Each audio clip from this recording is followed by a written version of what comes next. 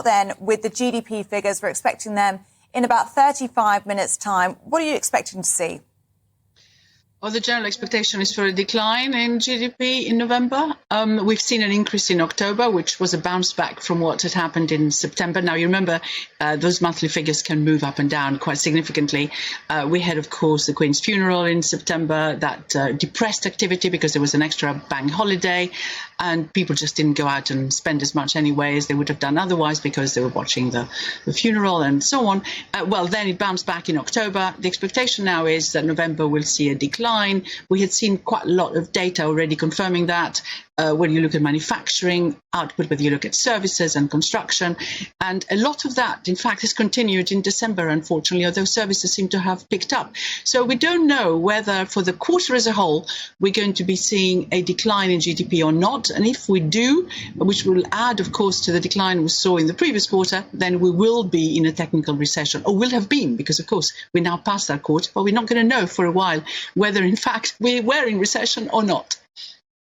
If it is confirmed that we are in recession, when those figures for December do finally come in, how much of we've all been expecting it, but does confirmation of it, does that give an extra sort of psychological effect?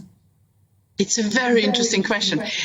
The really important thing would be to look at where that drop, if you like, is. And what we have seen is that for the longer term, what matters hugely is business confidence and whether they are out there prepared to invest and hire more people to do various jobs. And that's the real problem that we've got at present. That confidence has not done particularly well recently. There is a little bit of a bounce back that we've seen, particularly in the city, in London, just recently. Well, it remains to be confirmed whether that happens across the economy, but all other indicators are that people are being very cautious, not just in terms of household spending. We'll see what happened, of course, in December. Yes, some outlets have done reasonably well, but overall what we're seeing is that people are being very careful about how they spend their money, and also, of course, what businesses are likely to do in the future.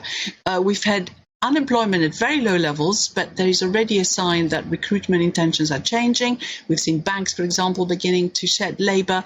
We have seen, of course, also all the problems with the strikes that have hit us through that summer period and autumn period and are likely to continue through the winter, certainly in the early part of it. So overall, the expectations are that GDP, I'm afraid, irrespective of what may have happened in the last couple of quarters, is going to decline in 2023 as a whole.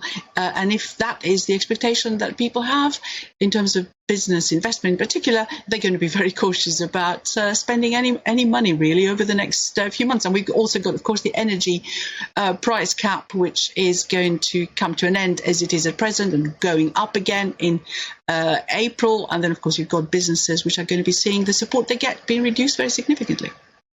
And Vicky, what do we expect to see happening with interest rates? Well, interest rates, of course, have gone up to 3.5% at present, and we saw similar patterns, of course, happening in other parts of the world, including, of course, the US that you mentioned a little while ago about the inflation rate there, in fact, beginning to come down.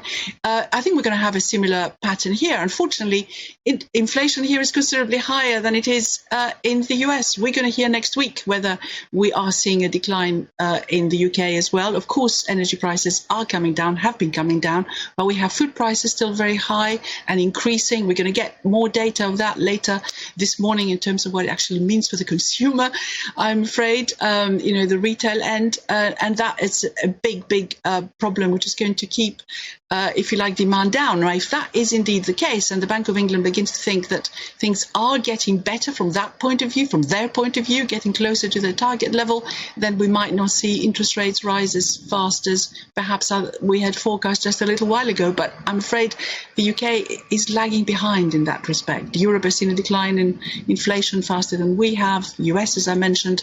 We see what happens in the UK.